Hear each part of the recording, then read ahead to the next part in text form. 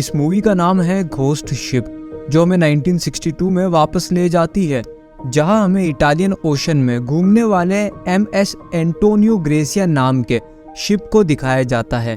जैसे ही कहानी सामने आती है, हम देखते हैं कि पैसेंजर्स डांस रूम में आनंद ले रहे होते हैं। तभी अचानक एक हाथ आता है जो एक लीवर को खींचता है। यह लीवर के ऊपर उठाने के लिए एक तार को ट्रिगर करता है और केटी नाम की एक लड़की को छोड़कर नाचने वाले सभी लोगों को मार देता है। इस लड़की के छोटे होने के कारण तार उसके ऊपर से गुजर जाता है, इसलिए वो जिंदा बच जाती है। ये सारा मंजर देखने के बाद वो जोर से चिल्लाई। हालांकि इसके बाद क्या हुआ यह एक रहस्य बना रहा, क्योंकि कोई भी इस घटना के पीछे की सच्चाई का पता नहीं लगा सका। तेजी से आगे 40 साल बाद और हम कैप्टन शेन मर्फी के एक क्रू को देखते हैं जो एक शिप को बचाता है और किनारे पर लाता है। जैसे ही वे शाम को अपनी जीत का जश्न मनाते हैं, जैक फुरमैन नाम का एक आदमी उनके पास आता है। वेदर सर्विस पायलट होने का दावा करते हुए वो उन्हें बताता है कि ठीक 40 साल पहले एंटोनिया ग्रेसिया नाम का एक शिप विशाल महासागर में लापता हो गया था और उसका मानना है कि यह बेरिंग सागर में कहीं खो गया है। इसके अलावा वे खुलासा करता है कि वह एक मूल्यवान खजाना होने की अफवाह है। पूरा क्रू जैक का साथ देने के लिए तैयार है, क्योंकि वो सब बहुत अमीर होना चाहते हैं।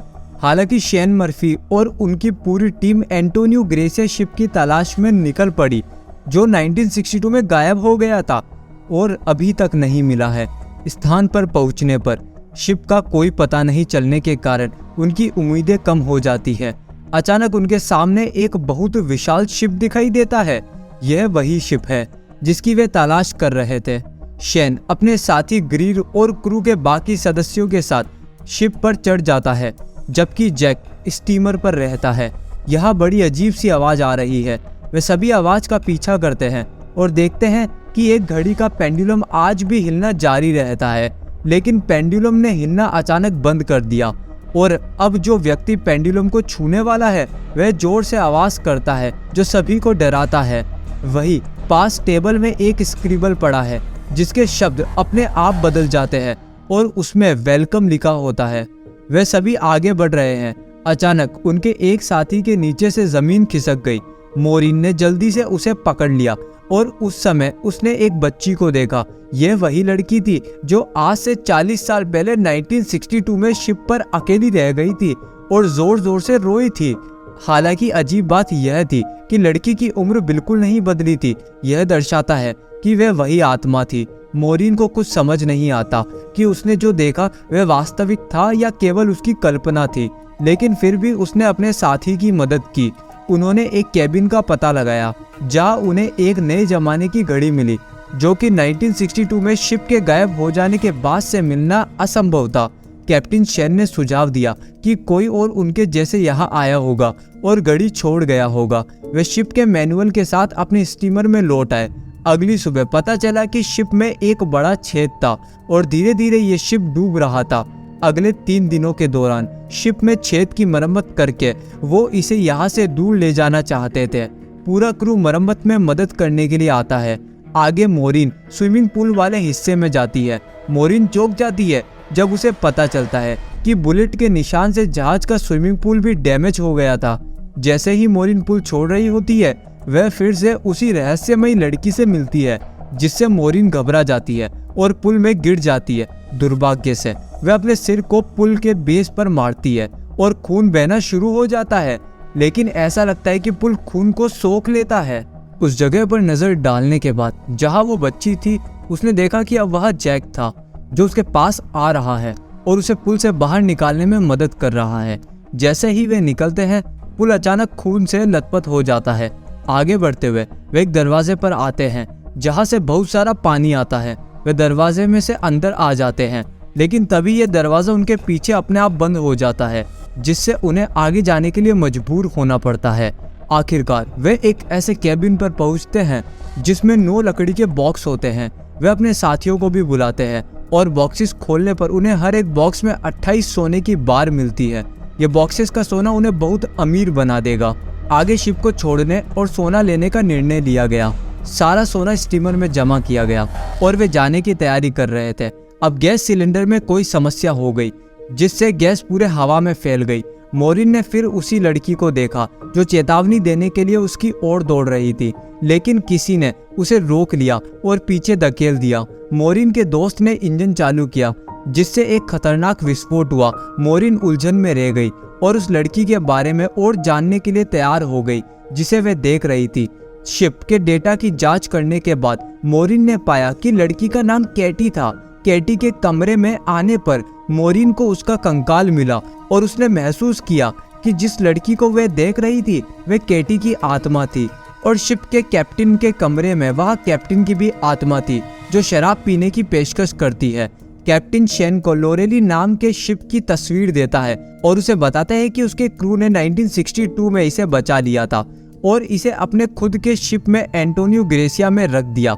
हालांकि केवल 2 दिन बाद एंटोनियो ग्रेसिया बिना किसी निशान के गायब हो गया। वो कैप्टन शेन मर्फी को एक तस्वीर भी दिखाता है जिसे देखकर वे चौंक जाता है।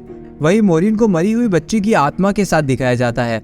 बच्ची ने खुलासा किया कि कई दूसरी आत्माएं इस शिप के अंदर सीमित है और इस सब के लिए जो जिम्मेदार है वो और आत्माओं को इकट्ठा करना चाहता है।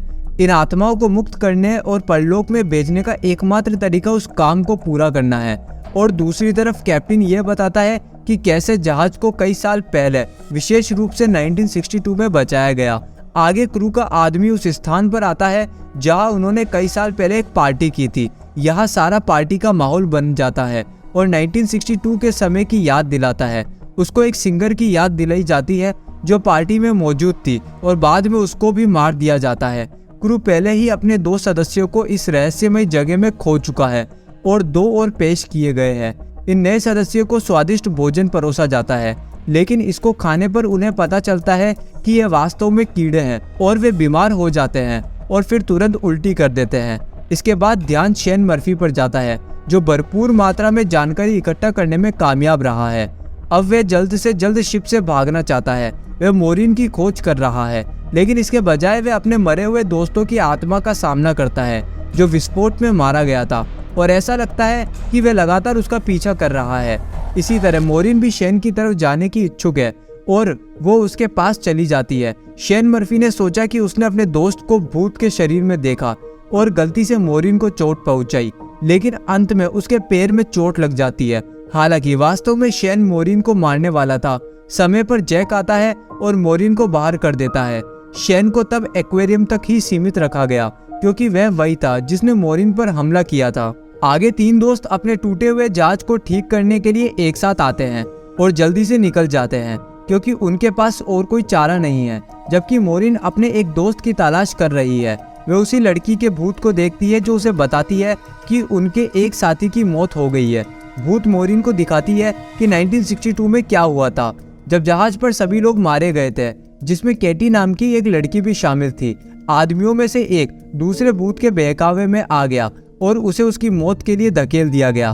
क्रू जो खजाना खोजने आया था और उन्होंने इसे पा लिया, लेकिन फिर एक महिला जो गा रही थी उसने एक को सीड्यूस किया और उस आदमी ने अपने ही दोस्त को चोट पहुंचाई। महिला अपने लिए सारा खजाना चाहती थी, इसलिए उसने अपने दोस्तों को चोट पहुंचाने वाले व्यक्ति को भी मार डाला। उसने सोचा कि वह अकेली जिंदा बची है, इसलिए उसने सोचा कि अब सारा खजाना उसी का ही है। फिर यहाँ इस प्लान को बनाने वाला आता है और सिंगर को मारने के लिए हुक का इस्तेमाल करता है, जिससे वह मर जाती है। फिर एक लड़की ने मोरिन को उस आदमी का चेहरा दिखाया और वह जैक था। मोरिन डर गई क्योंकि जैक उन सभी को सोना खोजने के लिए वहां ले आया। उसने अपने दोस्त शेन के बारे में सोचा कि उसने कुछ गलत नहीं किया। वो उसे बचाने की कोशिश करती है, लेकिन वह पहले ही मर चुका है। कैप्टन ने उसको जो तस्वीर सौंपी थी जिसमें जैक को दिखाया गया था, वो एक गंदी आत्मा है जो बुरे कामों के लिए आत्माओं को इकट्ठा करती है। जैक उन सभी को मारना चाहता है और उनकी आत्मा को इकट्ठा करना चाहता है। मोरिन अपने साथी को जैक पर कड़ी नजर रखने का निर्देश देती है, जबकि वह दूसरे साथी की तलाश में जाती है जो आज पानी में डूबा हुआ है। स्थान पर पहुंचने पर मोरिन को पता चलता है कि उसे भी जैक ने मार डाला है। जैक उस क्षेत्र में पहुंचता है जहां मोरिन का साथी निगरानी कर रहा है, जिसके परिणाम स्वरूप टकराव होता है। वो जैक पर फायर कर देता है। उसका मानना था कि वो मर गया है, इसलिए उसने ये जगह छोड़ने का फैसला किया। मोरिन जो अब पूरे शिप को नष्ट करने की कोशिश कर रही है, उसने पूरे शिप में विस्फोटक रख दिए हैं। उसका साथी जिसने अभी अभी जैक को गोली मारी थी वो आता है और वो उसे शिप को नहीं उड़ाने के लिए मनाने की कोशिश करता है, लेकिन वे सुनने से इनकार कर देती है। वे जोर देकर कहती है कि वे शिप को नष्ट करना जारी रखेगी क्योंकि कई आत्माएं अंदर फंसी हुई है और आगे और लोगों को खींचकर मार दिया जाएगा। उन्हें पकड़ने का एकमात्र तरीका सोना है। तब पता चलता है कि जैक वास्तव में मॉरिन का साथी है और उसने उस व्यक्ति को भी मार डाला है जिसने उसे गोली मारी थी। जैक उसे बताता है कि वे एक ही जैसा काम करते हैं। मॉरिन समुद्र में फंसे शिप को इकट्ठा करती है और वे उसी तरह से आत्माओं को इकट्ठा करता है। वो बताता है कि पहले मैं एक इंसान था जिसने कई पाप किए थे, जिसके कारण मुझे सोल कलेक्टर के रूप में नौकरी मिली। मुझे इस काम के लिए एक शिप की जरूरत है। फिर वो विनती करता है कि वो इसे नष्ट न करे। दुर्भाग्य से मॉरिन ने सुनने से इनकार कर दिया, इसलिए जैक उस पर हमला कर देता है। गुस्से में मॉरिन उसके पैरों को घायल कर देती है और कूदने से पहले जहाज के रिमोट को ऑन करने के लिए तीर का उपयोग करती है। शिप में विस्फोट हो जाता है जिसके कारण मॉरिन पानी के नीचे फंस जाती है। हालांकि उस लड़की की आत्मा प्रकट होती है और मॉरिन को बचाने के लिए मदद करती है। वह ये पता लगाने के लिए आती है कि शिप पर सभी आत्माओं को मुक्त कर दिया गया है, जिसमें केटी भी शामिल है। ये सभी जैक के गुलाम थे। जैक ने उनके हाथों पर जो मोहर लगाई थी अब उसका कोई भी मतलब नहीं है। केटी की आत्मा ही एकमात्र पवित्र थी और उसे गुलाम नहीं बनाया जा सकता था, इसलिए उसने मॉरिन की मदद करना जारी रखा, जिससे बाकी सभी आत्माओं की मुक्ति हो गई। मॉरिन समुद्र में फंसी हुई थी, लेकिन एक डिब्बे की मदद से वो शिप तक पहुंचने में सफल रही। आगे उसे बचाया गया और पोर्ट पर लाया गया, जहां उसने जैक को जिंदा देखा और वह शिप का सोना दूसरे शिप में डाल रहा था ताकि वो सोने के साथ लोगों को लुभाने की उसकी योजना जारी रख सके और लोगों की आत्माओं को कैद कर सके, जो उसका काम था। मॉरिन इससे डर जाती है और कहानी यही खत्म होती है। इस तरह के और वीडियो देखने के लिए सब्सक्राइब करें, नोटिफिकेशन बेल चालू करें और चैनल को मदद करने के लिए वीडियो को लाइक करें। वीडियो देखने के लिए दिल से धन्यवाद।